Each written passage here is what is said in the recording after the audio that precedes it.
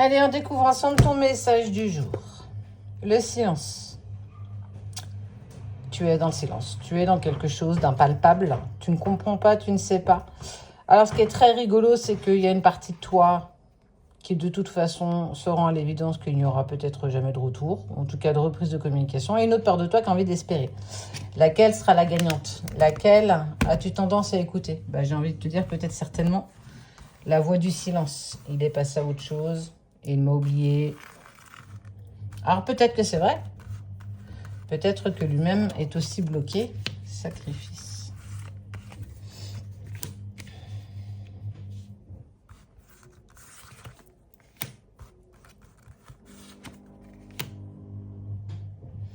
Beaucoup de sacrifices. Toi, certainement dans ce que tu vis. Lui aussi, ou elle aussi dans ce qu'elle vit, mais aussi beaucoup d'erreurs commises. L'amour ne laisse pas tout, l'amour ne te permet pas de tout faire et surtout de tout accepter, voire parfois même l'inacceptable. Tu es pourtant guidé, protégé, accompagné, mais tu as quand même tendance à toujours être dans le sacrifice, toujours être parfois même dans l'erreur. Tu sais que c'est pas la bonne direction, mais c'est pas pour autant que tu fais en sorte que les choses, elles changent, elles évoluent.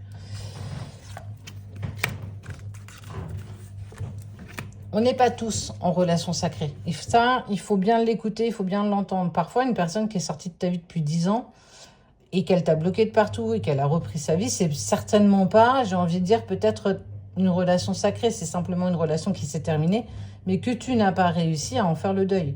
On est sur deux relations différentes et ça, il faut bien en prendre parti quand même.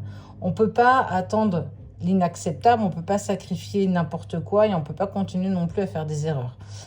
Une relation sacrée, c'est plus complexe que ça, c'est plus complexe qu'un silence, qu'une distance. On est sur une vraie recherche personnelle. On n'est pas dans l'attente de qui que ce soit ou de quoi que ce soit. En tout cas, à un moment donné, on est en total lâcher-prise face à ça. Donc, il est temps de trouver tes propres clés, de trouver tes propres compromis avec toi-même. Oui, il y a des pensées qui sont toujours envahissantes par rapport à cette personne. Si tu es en relation sacrée, sinon c'est pas normal que tu sois toujours accroché à une personne de 10 ans et que tu n'as pas réussi à évoluer. Qu'est-ce qu'il y a dans ton âme qui reste accroché à cette personne? Qu'est-ce qui se passe dans ton esprit que tu n'arrives pas à enlever? Là, il va falloir que tu fasses un petit peu preuve de discernement. Quand on vit une relation sacrée, c'est autre chose. On va de toute façon vers une complétude personnelle. On va vers un cheminement personnel. On va pour braver ces épreuves et ces étapes pour être en harmonie avant tout avec soi. On n'est pas à la recherche perpétuelle de l'autre. Arrivé à un moment, on n'a plus besoin de l'autre. On a envie d'être avec. Mais c'est plus quelque chose de précurseur. C'est plus quelque chose qu'on a envie profondément, passionnément. C'est une carotte. Mais ça ne reste qu'une carotte. Tu es la personne la plus importante de ta vie. Donc, quand je vois certains commentaires, j'ai envie de dire malheureusement, et voire même heureusement, on n'est pas tous dans une relation sacrée. Et c'est bien aussi que tu n'y sois pas. Faire preuve de sagesse, la réussite.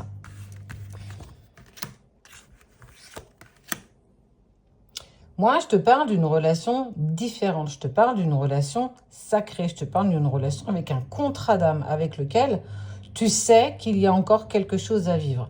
On n'est pas sur une période de 10 ans de silence. On n'est pas sur une période de 10 ans de distance, de chacun refait sa vie.